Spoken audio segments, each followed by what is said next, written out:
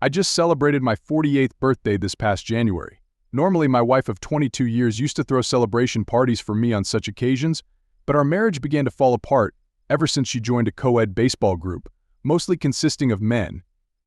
This happened nearly a year ago, and it triggered a series of events that led to the breakdown of our marriage. My wife is 42, and at first I thought she might be going through some sort of midlife crisis. Over the years, she has gained a lot of weight, particularly during the COVID lockdown when she was working from home. Despite her dedication to home exercise and dieting, the results were not showing, and the lockdown took a toll on her emotional well-being. With our kids out of the house, it was just the two of us most of the time. I never complained.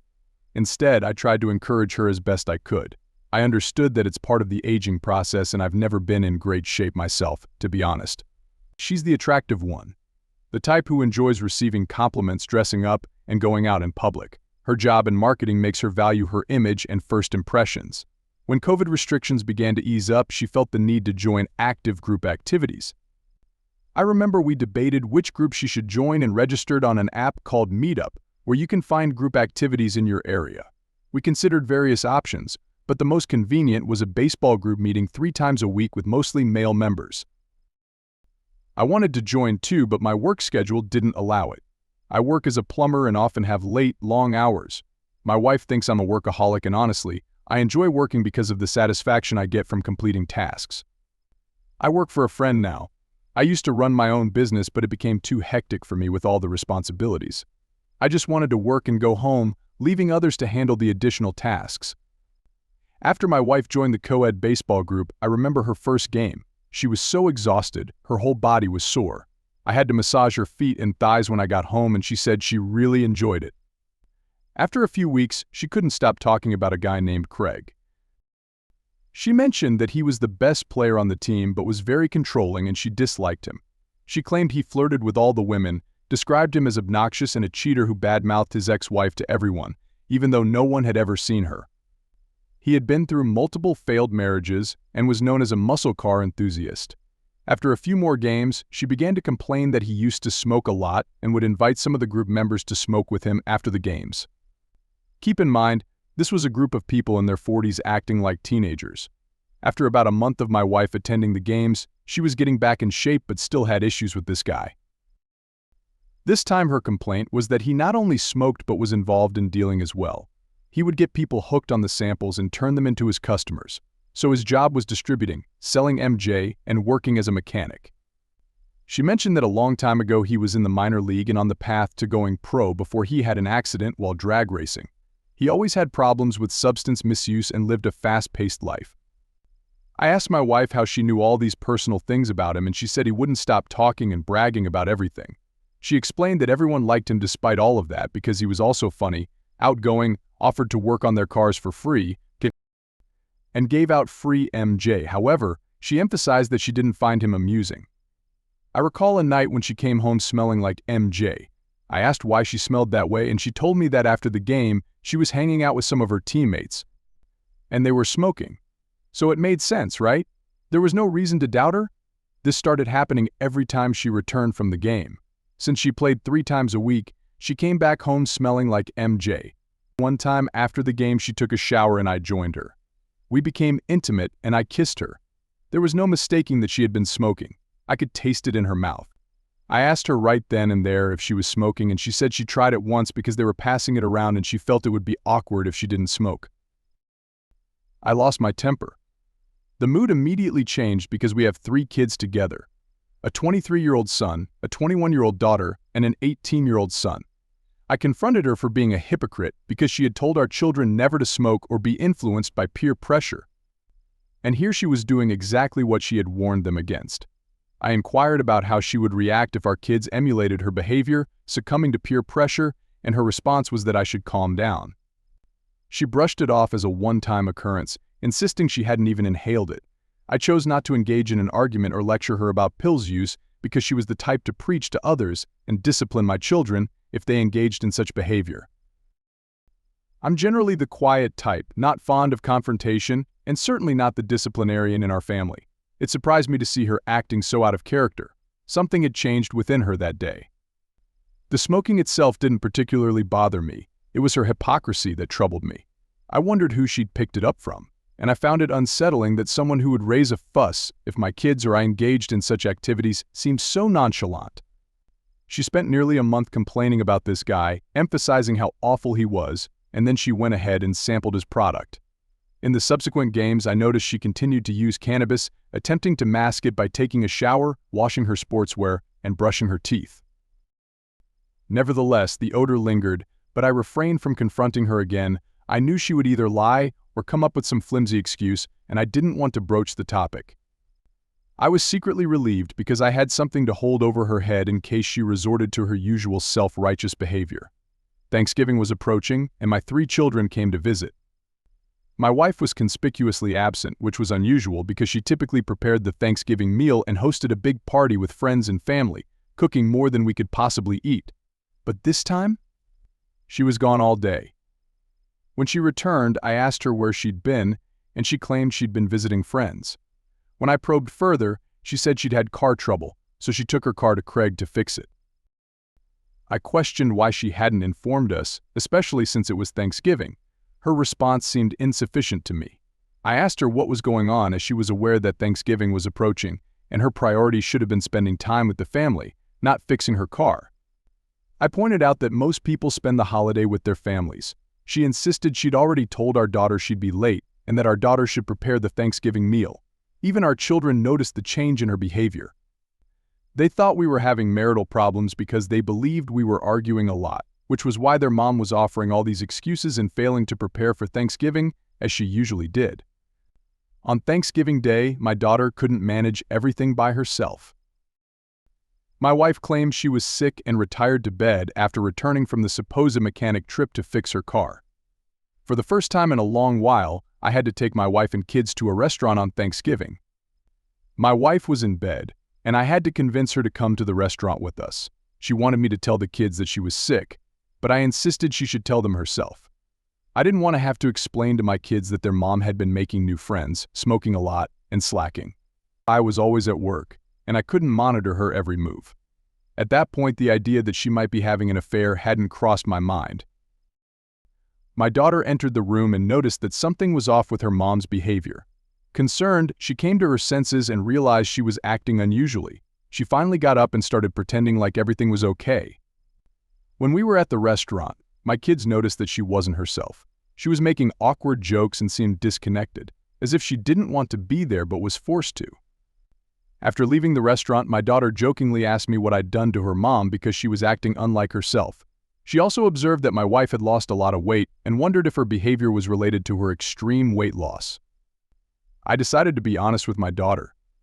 I told her that her mom had joined a baseball team, made some new unusual friends, and had started using pills with them. This had been going on for the past 4 months since she joined the baseball team. My daughter thought it was a joke because my wife's actions were completely out of character. After Thanksgiving, my kids left and I talked to my wife about the need for change. I told her she couldn't continue acting like a college girl. At this point, it still hadn't crossed my mind that she might be having an affair. I had trusted her so much that I couldn't imagine her doing such a thing to me. The real trouble started when I noticed that our shared bank account, used to pay recurring bills like groceries, utilities, etc., was overdrawn. I received a notification on my phone that $1,200 had been withdrawn from the account. I tried calling my wife, but she didn't answer her phone. I completed my work assignment, canceled the next one for the day, and decided to go home to check on her because something strange was going on. When I arrived home, I noticed a 1964 Pontiac GTO parked on the street, a car I hadn't seen before. I have an affinity for classic cars, which is why it caught my attention. I'm quite the enthusiast for classic automobiles. I parked my car in the driveway right behind my wife's car and went to open the front door to enter the house. I immediately noticed that someone had hastily exited through the door leading to the backyard. I assumed it was my wife because her car was in the driveway, and she had been home since her job no longer required her to work in the office due to the lifting of COVID restrictions. As I was about to open the door, the backyard door slammed shut. Believing it was my wife, who I didn't see, I couldn't wait to confront her about the withdrawal from our account. In my rush to ask her about the money taken from our account and why she hadn't been answering her phone, I headed towards the backyard door and opened it. I heard the backyard fence being opened. This alerted me that something was amiss, because for someone to reach the backyard fence so quickly, they must have been running. Therefore, I concluded that it wasn't my wife, and the only logical explanation was that it was a burglar or someone fleeing from me. The person, whoever it was, must have been running because I calculated the speed required to reach the fence within that time frame. The fence isn't visible when you open the backyard entrance door, since it's parallel to the building and parts of the structure block the view. To see who enters or exits the backyard through the fence gate, you have to enter the backyard itself. By the time I reached the backyard and opened the gate, the person had vanished. I surveyed the surroundings and noticed the unmistakable smell of MJ in the air, indicating that someone had been smoking here. Suddenly, I heard my wife calling me from the house, so I hurried back. When I saw her, she appeared as if she had just taken a shower. I inquired about the person who had been smoking in the backyard, and she denied anyone being there, asserting that she had smoked in the backyard earlier because she knew how much I disliked the smell. I told her that she was clearly not telling the truth, especially considering her unusual behavior over the past 5 months and her allowing people into our home. I confronted her about crossing a line. I asked her directly if she was having an affair, particularly with the person who had rushed off our property. She vehemently denied it and acted as though I were speaking a different language. I then questioned her about why she hadn't been answering my calls and the $1,200 withdrawal from our shared account, which we used for paying our bills. She explained that she had lent the money to a friend in need and they would repay it as soon as possible. I was utterly bewildered at this point. It was hard to believe the words coming from my wife's mouth. They sounded like they were from either a gambler or someone obsessed with MJ. The information was too bizarre to comprehend. I asked her if her friend believed she was a bank and why she hadn't sought my permission before making such a substantial withdrawal. She became irritable in response. I warned her that if she had given the money to her friends, there would be consequences. I made it clear that I expected the money back in the account by tomorrow. That evening, I took the time to review all our bank statements and noticed that she wasn't contributing her fair share of money to the account. A significant portion of my wife's income is based on commissions, so the more hours she puts in, the more money she earns. I observed that she was only contributing about 1/3 of the amount she was supposed to, which explained why the account balance was lower than usual and why I received a notification for the large withdrawal. I confronted her about not contributing her fair share and discovered that she was putting in only the bare minimum hours required to maintain her job. I inquired about what she had been doing with her time if she wasn't working. She began making excuses, claiming she was constantly tired due to working out and playing sports to lose weight. She argued that the kids were no longer at home and we didn't need all that money anyway. I told her that if she decided to reduce her working hours, she should stop lending my money to her friends and cut down on hanging out with her MJ using buddies. I also insisted that she quit playing that sport. I gave her an ultimatum. It was either our marriage or her sports, and she reacted strongly. She hurled various insults at me, calling me insecure and saying I wasn't man enough. I informed her that if she continued to play, we might have to end our 22-year-long marriage. She became furious that I would even consider ending the marriage over something seemingly trivial. She suggested that I should talk to someone because she believed I was being emotional and acting immature. I told her that she wasn't the same person I had married, that she had changed overnight since starting this baseball game and hanging out with her new friends. Despite being home all day, she no longer took care of household chores and cooking as she used to.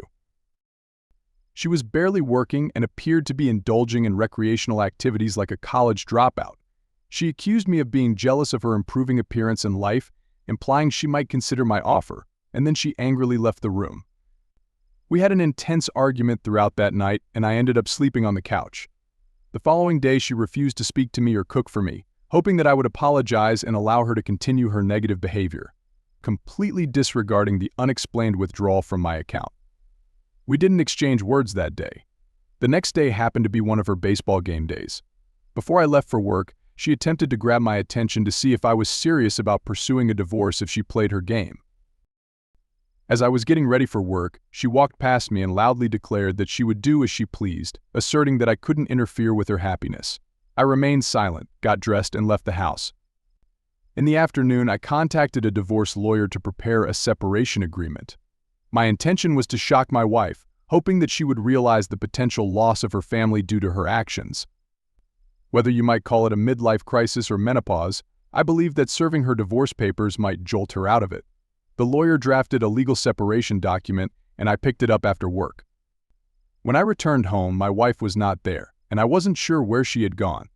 When she finally came home, I noticed she wasn't dressed for a baseball game.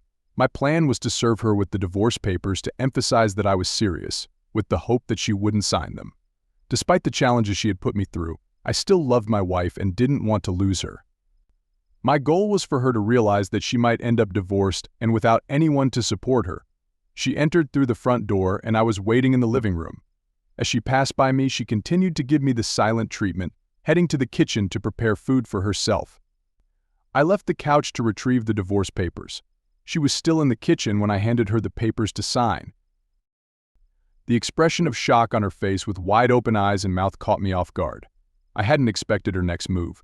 She pushed me and threw the divorce papers at my face, expressing disbelief that I would follow through with this. She left the kitchen in tears, exclaiming that she couldn't believe I was taking these steps.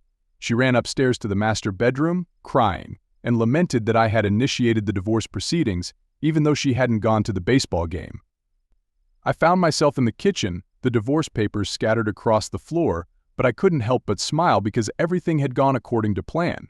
Collecting the papers, I placed them back in the folder, thinking that perhaps this had given her the shock she needed.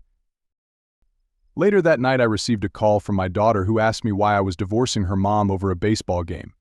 It turned out that my wife had complained to our daughter about me. At that moment, I knew I had already succeeded. Knowing my wife, I was aware that she was too embarrassed to beg herself, so she was trying to use our daughter as an intermediary. I explained to my daughter that she had visited us during Thanksgiving and had seen her mother's condition and her strange behavior. I didn't explicitly mention my suspicion of my wife having an affair, but interestingly, my daughter remarked that it didn't seem like she was having an affair and encouraged me to work through this challenging period with her. We spent over an hour on the phone. The following day, before heading to work, my wife surprised me by preparing breakfast and lunch for the first time in about 6 months. She apologized for everything she had put me through and assured me that she would start behaving correctly. She claimed she had done some introspection and realized her wrongs. I told her I would give her a month to get her act together, and if she continued to smoke and hang out with her friends, then I would have no choice but to proceed with the divorce. I also reminded her that the money needed to be repaid to my account, and she agreed. We made amends and I left for work. The following day, when I returned home, my wife and I had another conversation. She confided in me, explaining that she's been under a great deal of stress due to how COVID has impacted her job. Coupled with my heavy work schedule, she admitted that she had been seeking an escape. Initially, the baseball game provided some relief, but she eventually succumbed to the allure of MJ and began using it. She mentioned that it had a relaxing effect and helped alleviate her anxiety. For the first time, she revealed that she had been battling depression and had been taking medication for it. Surprisingly, she disclosed that since she started using MJ, her reliance on depression medication had gradually decreased. I asked her about the person in our backyard who had fled, and she claimed there was nobody there. However, I could tell she was not being truthful. Regarding the money withdrawal, she apologized and asked me not to be offended, explaining that it might take her a while to replace the money because she used it to buy MJ. Although I was deeply upset, I didn't want to disrupt the moment as my wife appeared to be showing remorse like she was having a significant realization. I hoped that after this I could finally have my wife back. The next couple of days were relatively normal, as if we had returned to our usual routine. I came to terms with the fact that her smoking might not cease since she claimed it helped with her anxiety and depression. I assured her that I wasn't overly concerned about her smoking.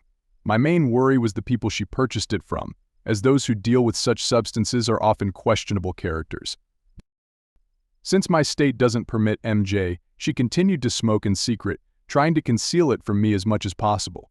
I opted not to confront her to avoid a conflict, which inadvertently made her think she was adept at hiding it. She began picking up extra hours at work and contributed slightly more to our shared account, although not to the extent she had before. I was responsible for the mortgage, the largest bill, and our shared account was intended to cover various expenses. In the end, I was covering around 70 to 80% of the expenses. One evening, while we were watching TV together, her cell phone rang and she answered it, then walked into another room. I could hear her giggling from the other room. A few minutes later, she returned to the couch and I asked her who it was. She got defensive and claimed it was just a friend. I found her reaction unusual, which raised a red flag. On another occasion, I came home early and opened my refrigerator to grab some beer, but it was missing. Since only my wife and I live at home, our kids have moved out, and she doesn't drink beer. I wondered who might have taken it. I considered the possibility that she had cleared some space in the refrigerator, but it didn't seem likely. This led me to suspect that my wife might be inviting someone over without being entirely honest with me. Christmas came and went, and my kids noticed that my wife was behaving better than she had during Thanksgiving, but I had a feeling she was just putting on an act. In January, she began reverting to her old ways. Smoking excessively, sleeping throughout the day, and working less. When my birthday came, she didn't throw me a surprise party, buy me a gift, or want to go out for dinner to celebrate. My kids called to wish me a happy birthday. I reminded her that she had forgotten my birthday, and she was surprised she had forgotten. I told her that she was smoking too much and it seemed to be affecting her memory. She explained she had marked it on her calendar but had forgotten and apologized to me. I first encountered the Ring doorbell at one of my clients' houses, and we communicated through it. I hadn't known about the Ring before, but I thought it was great that it allowed you to see who was at your front door in real time, and it connected to your phone. In the back of my mind, I considered using it to monitor my wife, observing what she did throughout the day and who she was inviting into our home. So I purchased the Ring doorbell and installed it in our house. Initially, when I installed the camera, my wife didn't pay it much attention. She knew I'd always been a gadget guy and considered it just one of my many useless gadgets, as she often called them. The Ring doorbell was connected to my Wi-Fi, so I received notifications when someone was at our door, and it recorded videos in the cloud that I could access at any time. On the first day after installation, while I was at work, I received a motion-activated video recording notification from the Ring. I was busy and didn't have a chance to check my phone for at least an hour. When I finally checked the Ring notification, I saw a man at our front door. He didn't even have to knock. My wife was already there, waiting for him. She opened the door and welcomed him inside. It was clear that she knew him. The thought racing through my mind at that moment was that this could be the same guy who had dashed through my backyard, the one who'd been helping himself to my beer in my absence. Maybe this was Craig, the person supplying MJ to my wife, or even the man she might be having an affair with. I quickly checked the real-time camera feed, and it appeared the man was still inside my house and hadn't left. I was 30 minutes away from home and hadn't even completed my current assignment. I informed the client that I needed to return and sped home as fast as I could. The man had been in my house for over an hour, and I monitored the Ring camera on my phone as I drove. The video feed wasn't very reliable while driving. It kept freezing, so I decided to focus on the road instead, making my way home as quickly as possible to catch him inside my house. I felt my anger and anxiety building up. Upon arriving home, I only saw my wife's car in the driveway. I rushed inside, heading straight to the master bedroom. The room was empty, the bed was disheveled, and the air felt stuffy.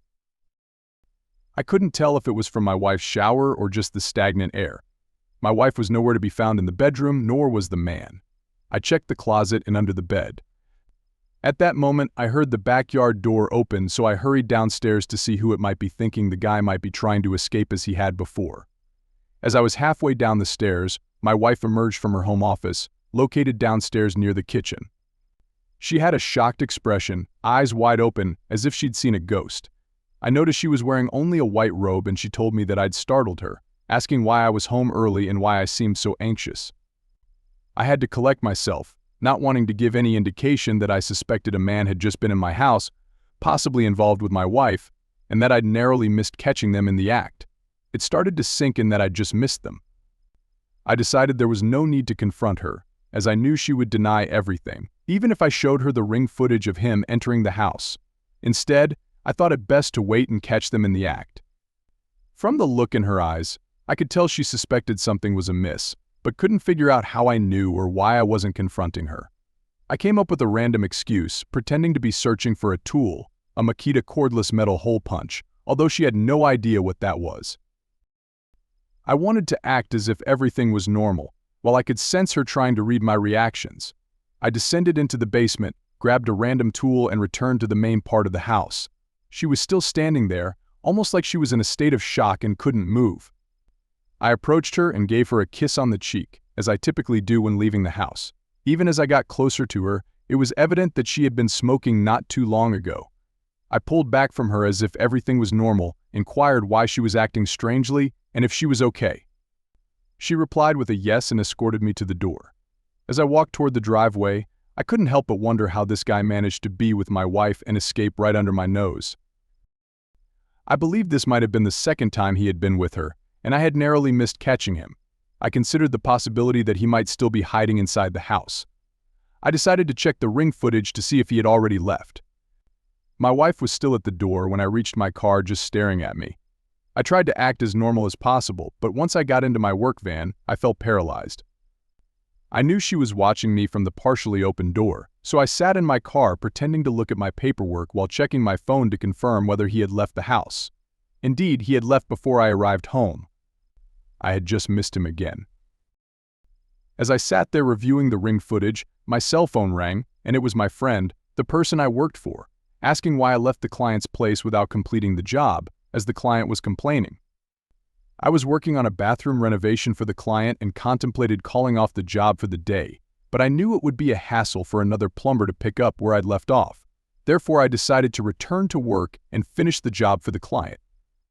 I found it difficult to concentrate at work, although my plumbing skills were second nature to me. My mind kept returning to the bewildering idea that my wife was willing to throw away 22 years of marriage for AMJ cellar and some recreational time.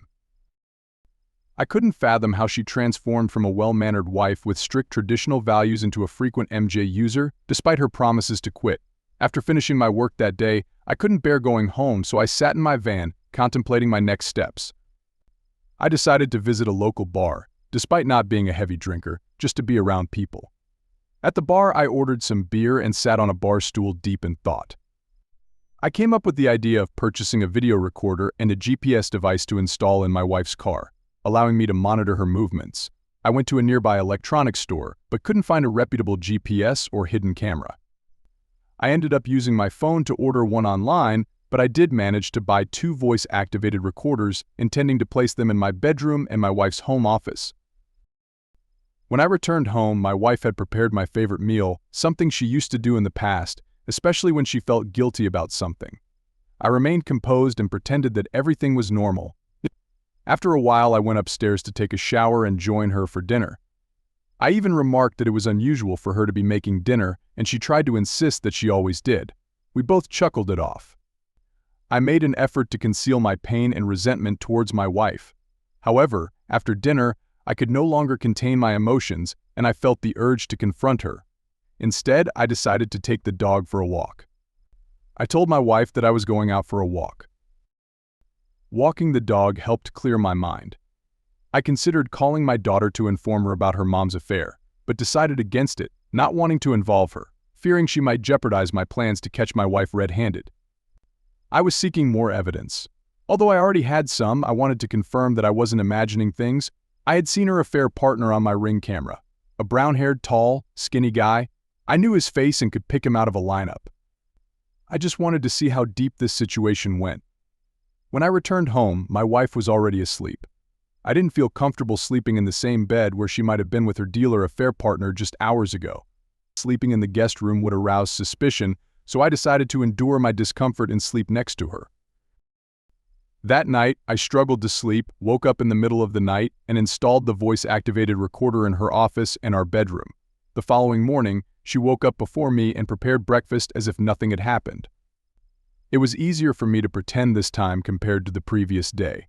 At work that day, I couldn't resist checking my Ring camera regularly, even though I had set up notifications for any motion detected. My wife only left the house to go grocery shopping, as she had called me to let me know, and returned with bags. The second and third days were uneventful. She rarely left the house, and I began to wonder if something was amiss or if she had caught on to my Ring camera surveillance. So, on the evening of the third day after I had spotted the stranger at my door, I retrieved the voice-activated recorder, went to my car, and started listening to the recorded conversations. It became evident that my wife had been spending hours on the phone with this man named Craig, who was a part of her baseball group. From their conversation, it seemed like my wife was no longer attending the games, but she had developed a close relationship with him. He was asking when he could come over, but my wife expressed concern that I had unexpectedly shown up at home one time. making her apprehensive about being intimate at our house. They couldn't be intimate at his place due to his girlfriend and 3 kids, and he didn't want to spend money on a hotel. He suggested they meet in a parking lot, but my wife refused to be intimate in that setting. She had a clear boundary. A parking lot was crossing the line for her, yet being intimate in our bed was somehow acceptable. He proposed that she come to his workplace, where they had been intimate before, but she was concerned about his business partner. Apparently during Thanksgiving she went to see him at his shop, and his partner caught them. He co-owns a mechanic shop with his business partner, and his partner didn't appreciate their workplace being used for such activities. Still, he was insistent on having my wife visit his place of business. Even if it jeopardized their business relationship, all for intimacy with a married woman. Based on their conversation, it seemed like my wife was receiving MJ in exchange for intimacy or, at the very least, a discount. That was the impression I got from their discussion. Lying in bed, I contemplated my next steps and how to proceed from here. I feared that my plan had backfired because my wife had grown suspicious, potentially missing an opportunity to confront her on D-Day. The next morning, while taking a shower, I had the idea to locate my wife's stash of MJ. I knew she was smoking daily and trying to mask her breath with peppermint and mouthwash to hide it from me. I suspected she might be dependent on it as a coping mechanism since she wasn't taking her medication. My plan was to find her stash and dispose of it, forcing her to invite him for more. The challenge was how to locate the stash without her knowing. She was home all day, only leaving the house for a couple of hours. It seemed I might have to thoroughly search the house to find it. However, I was reminded that my daughter would be visiting our house for the weekend to see her mom. They typically go to her mom's place in the countryside for the entire day, which would give me enough time in the house to search for her stash. This visit was not unusual since they visited her mom about once a month. I had already returned the voice recorder to her office. The rest of the week was uneventful. Looking ahead to when my daughter paid us a visit, she inquired about her mom's well-being, and I assured her that everything was fine. I refrained from revealing anything to her as I suspected that she might inadvertently tip off my wife. My daughter isn't the best at keeping secrets. On Friday, the GPS and hidden camera I had ordered arrived. On Saturday morning, my wife and daughter set out to visit my wife's mother. With them out of the house, I took the opportunity to listen to the voice-activated recorder in my wife's office. It confirmed my suspicions about the guy involved in her life, indicating he was a dealer, possibly dealing with more than just MJ. However, I couldn't determine if my wife was using anything more than cannabis. I also learned from the recordings that the guy used to play for a minor league and was on the path to going pro until he had an accident, which led to an obsession to painkillers. This was his downfall. In contrast, my wife didn't have any known traumatic experiences, so it baffled me why she was drawn to such a person and started using MJ.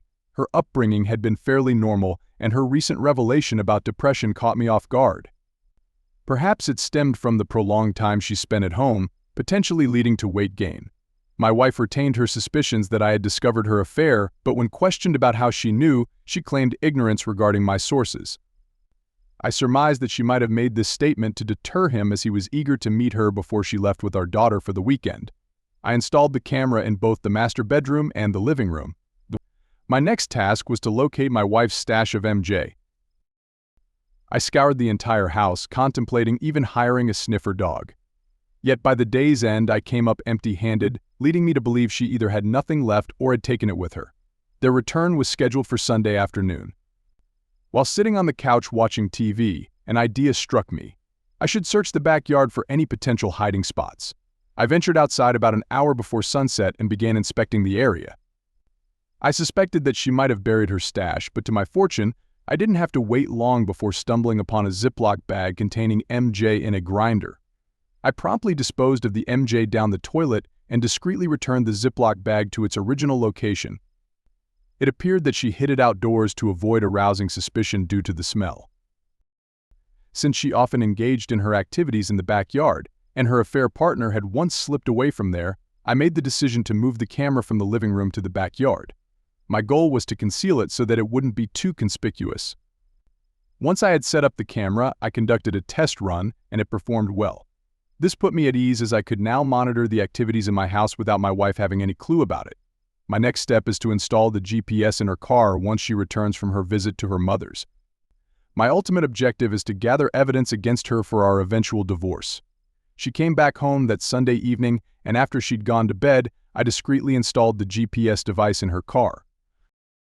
On Monday morning, my daughter returned to her own place, and during my work hours, I contacted the same divorce lawyer who had previously drafted our separation agreement. I laid out my situation for the lawyer, including my wife's infidelity. I asked how I could leverage the recorded evidence to my advantage, but he explained that it would have little impact on my divorce case, as our state operates under a no-fault divorce system. This means that we can only cite irreconcilable differences as the reason for our divorce, and my wife cannot be penalized for her infidelity by a judge. The lawyer assured me that the divorce paperwork would be ready the following day. I also confided in my friend, the one I work for, about my situation. He understood that I might have to leave work at any moment because the camera was linked to my phone while I was at my job, allowing me to monitor my wife's movements. On that particular day, I observed my wife in the backyard searching for her MJ. She appeared quite frustrated, but eventually returned inside the house. I had my phone on standby, ready to be alerted if she invited him over again. However, instead of that, she got into her car and drove away. Since I had the GPS installed in her car, I could track her location. She drove to an unfamiliar place and stayed there for about 30 minutes before returning home. I marked the location for further investigation to find out where she had gone. I felt a bit disappointed that things didn't unfold as I had originally planned, but at least with the GPS in her car, I had some insight into her activities. When she came back home, she headed to the backyard, lit up some MJ, and concealed the rest in the same spot. This confirmed my suspicion that she'd gone to meet him to obtain more. One thing I forgot to mention is that once I discovered her infidelity, I promptly went for an STD test, and fortunately, the results came back negative. Since catching her affair partner on my Ring camera, I haven't had any intimacy with my wife. Historically, I've been the one initiating it in our relationship, so she hasn't actively sought it from me. Moreover, she's already romantically involved with her affair partner, and I strongly suspect that during her recent visit to him, they most likely had a physical relationship. There was no other reason for her to spend 30 minutes at that location. After work, I managed to trace the area she had visited and discovered that it was a mechanic shop. To my surprise, I spotted the unmistakable 1964 Pontiac GTO. The same car I had seen on my street on the day I almost caught someone fleeing from my backyard. I felt an intense anger knowing that this guy had been inside my house. I felt disrespected and had an urge to confront him right then and there, but I had to talk myself out of it. It's unsettling to think that he was so familiar with my backyard, suggesting he may have been there before. I parked my work van a few blocks away from his shop to observe it for a stakeout.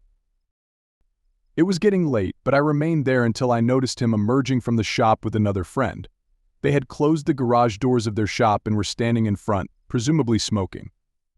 I couldn't be certain if they were smoking cigarettes or MJ, as I was too far away to discern. I should have been on my way home, but I couldn't resist waiting and watching them. Deep down, I was comparing myself to him and questioning why my wife had chosen him over me, why she had opted to betray me with him. Something about his life excited her, something I couldn't replicate. Maybe she had grown weary of pretending to be a good person and had decided to reveal her true nature. After they finished smoking, he got into his car and drove off. I saw this as my opportunity to follow him and discover where he lived. He had already been to my house multiple times, engaged with my wife, so it seemed only fair that I should know where he lives, in the hope of disrupting his relationship with his girlfriend. Eventually, I want to hurt this man. Dark thoughts swirled in my mind. I had a concealed hand tool, a Springfield Hellcat in my car. I thought about driving up to him and destroy him there. However, I realized that I'd probably become the prime suspect if they discovered he had been with my wife. He drove his car to a restaurant and picked up a woman. Initially, I assumed that the woman was his girlfriend, so I took some pictures with my phone. The pictures weren't very clear due to the fading light, but I parked on the street to remain inconspicuous. He collected the female passenger, and I trailed behind him. They arrived at an apartment building with street parking, and I could discern from their body language that she wasn't his girlfriend. Their behavior indicated a strong attraction as they couldn't keep their hands off each other while entering the apartment. My suspicion grew that she might be another one of the women he was involved with romantically. I pondered whether to wait for him to exit so I could follow him and uncover his residence. Yet, with no certainty of when he would leave, I opted to capture a picture of his license plate number and returned home for the day. Now I knew that this man wasn't just a dealer but also a womanizer, with my wife being one of the women he was engaged with. The following days were exceedingly disheartening, and it became increasingly challenging to share a room with her. I was losing hope and contemplating ending it all, proceeding with the divorce so we could go our separate ways. I feared that sooner or later she would decipher the purpose of the Ring doorbell, discover the voice-activated recorder, or detect the hidden camera I was using to spy on her. It was a monotonous week.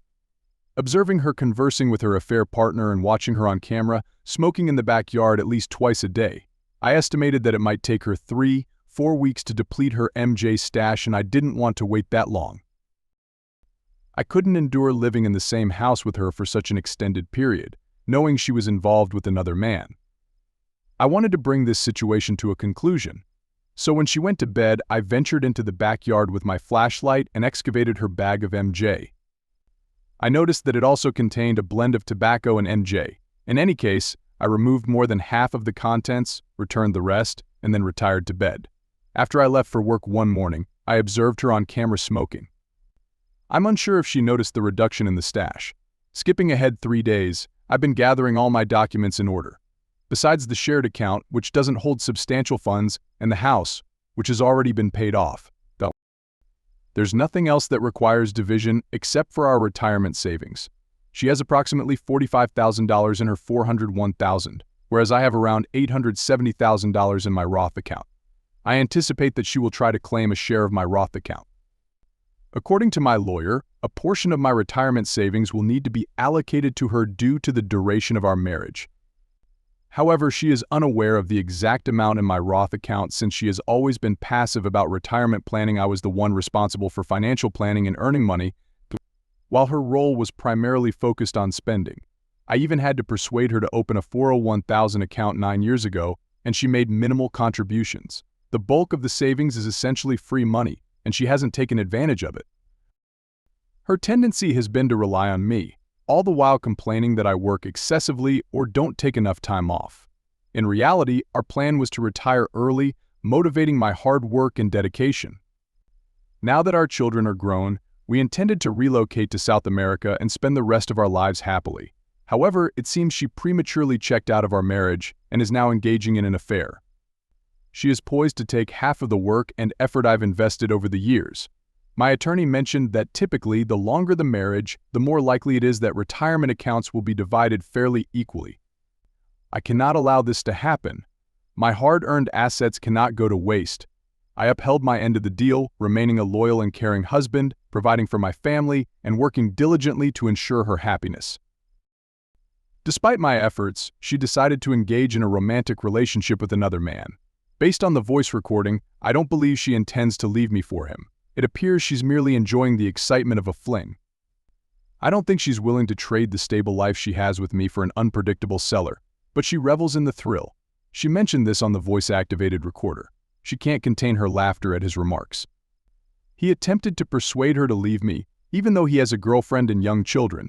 I understand that listening to the voice-activated recorder is emotionally taxing, considering the things she's saying about me. Nevertheless, it's crucial that I uncover the truth and understand her thoughts about me. She referred to me as boring and unadventurous, criticized my performance in bed, and suggested that I didn't measure up to him, even dubbing me a 5-minute man, which is not accurate. I suspect she was saying these things to boost his ego. He's only 32 years old, a younger age than I initially thought, possibly because the baseball group primarily consisted of individuals in their 40s, as I presumed. He frequently complimented her, which bolstered her fragile self-esteem. I've come across instances on this site where younger men focus on middle-aged women with self-esteem issues, finding it easy to engage in intimate relationships with them. Using his license plate, I managed to uncover his place of residence and conducted some surveillance by driving past his house on a couple of occasions to keep an eye on him. During these observations, I noticed his girlfriend, and he has 3 children, all under the age of 10. One evening, while we were in bed, my wife initiated intimacy. I can't recall the last time this happened, but I informed her that I was too fatigued for it. She became upset because we hadn't been intimate for weeks. My reluctance to be close with her was due to the knowledge of her ongoing involvement with her affair partner. I mentioned that it had been a demanding week at work as an excuse. The truth is, I still find her physically appealing and I do desire intimacy with her. However, in my view, she has become tainted, similar to a person engaging in street solicitation, and I felt that engaging with her would legitimize her actions. 2 days later, while I was at work, I received a notification from my Ring doorbell and promptly checked it. It was him, and my wife had invited him in, similar to previous occasions. This time I wasn't far from home, only about 15 minutes away. I swiftly got into my car and headed back home, arriving in less than 10 minutes. On this occasion, I decided not to park my car in the driveway to avoid drawing attention, instead parking on the street. I had my Hellcat, which I always carry in my car, although I hadn't anticipated using it. I was emotionally prepared, having had time to contemplate such a moment. My intention wasn't to take a life, regardless of how strong my desire was to confront this man for showing disrespect. However, I had my personal protection, given that he is involved in dealing.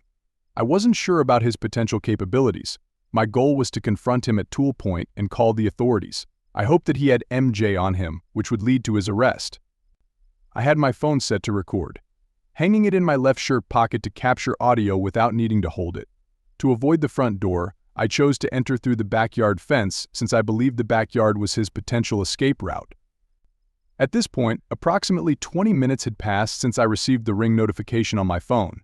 I carefully slid the bolt of the wooden fence gate latch to open it from the outside, all while keeping my camera in my left pocket still recording. As I entered through the backyard door leading to the kitchen, I held my keys in my right hand and my Hellcat in my left. Both the backyard and the kitchen doors were wide open. There, in my living room, I found my wife and the person she was involved with, both unclothed, engaging in an intimate act on the living room couch. Due to the open floor plan, I could see the living room from my vantage point in the kitchen. I dropped my keys on the floor to free up both of my hands to hold my Hellcat. They were both taken aback upon seeing me. Without hesitation, I began giving them commands to lie down on the floor or face dire consequences. They complied, with the man quickly getting on the floor. He was partially dressed, attempting to put on his pants before I ordered him to stop. While he was lying on the ground, my wife, who was now wearing a robe, tried to de-escalate the situation by saying, "I'm sorry. It's not what it seems." I made sure my left pocket camera was still recording because my left arm had partially obstructed the view. I continued to point my Hellcat at the affair partner, cursing at him. My wife, now wearing a robe, slowly attempted to rise. I allowed her to as I was focused on the affair partner and I ordered her to join him and stay flat on the ground. This action made it clear to her that I was serious, and she promptly obeyed. Later, I reviewed the recorded footage to gather these details as my adrenaline had been running high. I knew I needed to establish control of the situation before contacting the police. With my wife on the floor apologizing and insisting that her affair partner Craig meant nothing to her, he began begging me not to harm him. I took out my phone and dialed emergency. I told the dispatcher that a dealer is selling to my wife in my house and I have them down at Hellcat. The police dispatcher instructed me not to take any action and to wait for the arrival of the police. After ending the call with the dispatcher, I instructed Craig to stretch both his hands forward while lying down and pleaded with him not to give me a reason to use force. My wife remained on the floor, pleading with me. I walked over to the front door and swung it wide open, making it easy for the police to enter when they arrived. I noticed a bag of MJ on the living room table. Although it wasn't a substantial amount, I hoped it would be sufficient for the police to arrest him. I waited for what felt like an eternity, about 5 minutes. At this point, I was tired of keeping both of them terrified, all the while recording the entire incident. So I decided to FaceTime my daughter, despite my wife's pleas to refrain from doing so. My daughter witnessed her mother lying there with her semi-naked affair partner. I explained the situation to her, and she began to cry, unable to believe what she was seeing. My wife felt embarrassed. Her head hung low. As my daughter spoke, I heard the police vehicles pull into my driveway. They entered my house as I lowered my Hellcat. I approached them at the door and briefed them on the situation. Initially, there were 2 officers, but 2 more soon arrived, making a total of 4 officers and 2 patrol cars. The first officers detained him for the MJ in the living room. He attempted to shift the blame onto my wife, claiming it was her MJ, not his. It was quite amusing to watch them both accusing each other of ownership, effectively incriminating themselves. My wife tried to deny it was hers, insisting it belonged to him, but he admitted to selling it to her, effectively relinquishing ownership. In retrospect, I probably should have told the police it was my wife's, and you'll understand why later on. The police couldn't determine ownership definitively, so they detained both of them. Now, there were 3 patrol cars parked in front of my house. They placed my wife in one of the patrol cars, allowing her to put on her clothing while she still had her robe on. It was an embarrassing moment since all the police officers, who were male, saw my wife partially unclothed. I felt somewhat uncomfortable about it, but I had to remind myself that she was now a matter of public record due to her involvement with these unsavory individuals. Upon weighing the MJ, they found it to be around 4 ounces, which is close to being a state jail felony. However, one of the officers later told me privately that the judge might reduce the charge to a class of misdemeanor possession if it was determined to be my wife's. By now, I wanted the police to take severe action against her affair partner. The cops escorted him to his car to search for more MJ, but he refused, stating they needed a warrant to do so. The cop replied that they had probable cause to believe the car contained evidence of criminal activities, since he had already admitted earlier to giving the MJ to my wife, essentially acknowledging his intention to distribute or sell it. It seemed as if all the police in my city had nothing else to do because more officers arrived. You would think a major pills bust was unfolding. Even the K-9 unit joined the scene, making it clear they were determined to throw the book at this guy. Due to his prior criminal record, they were handling this case with significant force, attempting to secure a lengthy sentence for him. After their search, they found approximately 4 pounds of MJ in his possession, enough for a state jail felony. This offense carries a mandatory minimum sentence of 180 days imprisonment, a maximum of 2 years imprisonment, and a fine not exceeding $10,000. The evidence appeared solid, although the length of his prior offenses was uncertain, but it's likely he would face up to 2 years in prison. I'm not sure if an affair with another man's wife is worth all that trouble, but he chose the wrong person's wife to become involved with. They later charged him with the MJ found in my house and released my wife. He was arrested and taken away, while his friend later came to retrieve his car. I also informed the police that I wanted him charged with trespassing, but they explained that he couldn't be charged with trespassing because infidelity isn't a crime, and he was invited by my wife. They mentioned that they might need me to come to the police station to provide additional statements, even though I had already given my statement. Once my wife was released from the police car, she rushed into the bedroom and locked herself in. My daughter called me, revealing that my wife had been trying to contact her, but she refused to answer. She asked me what had happened, and I shared the whole story. She was in tears the entire time. And although I felt bad for live streaming the situation with my wife and her affair partner, it wasn't my fault. My wife had put us in this predicament, and I wasn't the only one who should be experiencing the consequences. My daughter inquired about the next steps, and I explained that I had already contacted and hired a real estate agent and we would be selling the house.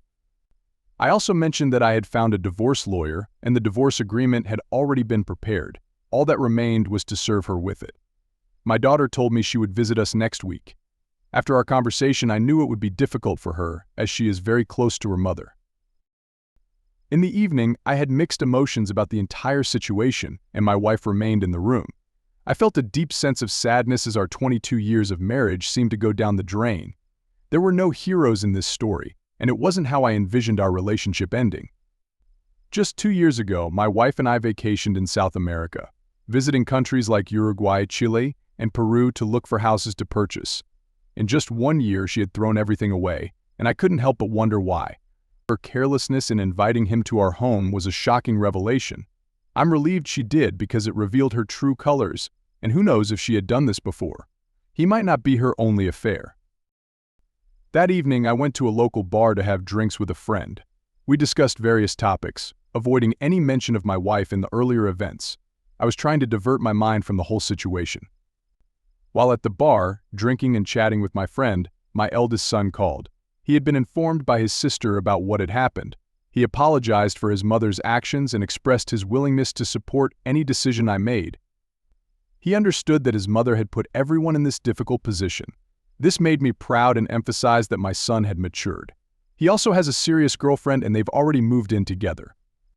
I used to give him relationship advice, but now I felt like I was the one in need of guidance. When I returned home that evening, I didn't want to see my wife, so I chose to sleep in a different room. The following day, I went to work and had a conversation with my youngest son. I confided in my friend about what had transpired and he offered his support. He also said he'd understand if I needed some time off to manage the divorce. I left work early to visit the lawyer's office before it closed. I collected the divorce agreement for my wife to sign and contacted the real estate agent to list the property for sale on the MLS. She informed me that she'd come by during the weekend to take some photos. When I returned home, my wife was waiting for me and expressed her readiness to talk. I told her I wouldn't engage in a conversation until she signed the divorce papers. She insisted that I allow her to speak first, promising to sign that she even hinted that if I didn't let her talk, she might prolong the divorce process. I reminded her that she was in no position to make threats. If she wanted a public divorce, I was prepared to take it to the Supreme Court. And this calmed her down as she realized I didn't make empty threats. She requested that I bring the divorce papers for her to sign, but she also asked for an explanation of the terms within the divorce agreement before signing. I informed her that we planned to sell the house and divide the proceeds, with a split of 60-40 in her favor. She would receive the $4,000 currently in our joint account as part of the agreement. In return, she agreed to an amicable divorce and would not make any claims on my retirement. She found this arrangement fair, and I concurred with her assessment. After she signed the papers, she expressed a desire to explain how the affair had started and the details of her involvement. To her surprise, I informed her that I was already aware of everything. I revealed that I had been monitoring and listening to her conversations with him through cameras and VRs, even showing her where she concealed her MJ. She was taken aback and fell silent. I didn't want to hear any justifications from her as she understood the gravity of her actions. Her tears seemed like an attempt to gain sympathy from me, but I remained resolute, knowing that what's done is done.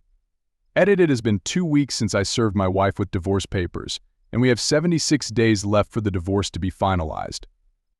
The house has not been sold yet, but there are 2 strong interests from potential buyers. My soon-to-be ex-wife and I continue to reside in the same house, sleeping in separate bedrooms. My daughter is no longer speaking with my wife, and I'm acting as a mediator, hoping to reconcile their relationship. My sons still maintain contact with their mother but have significantly lost respect for her. I understand that my family will never be the same, and I have come to terms with that reality. Regarding her affair partner, I heard he was released on bail but is still facing court proceedings and his case remains pending. I believe he may receive a prison sentence exceeding 2 years, hopefully.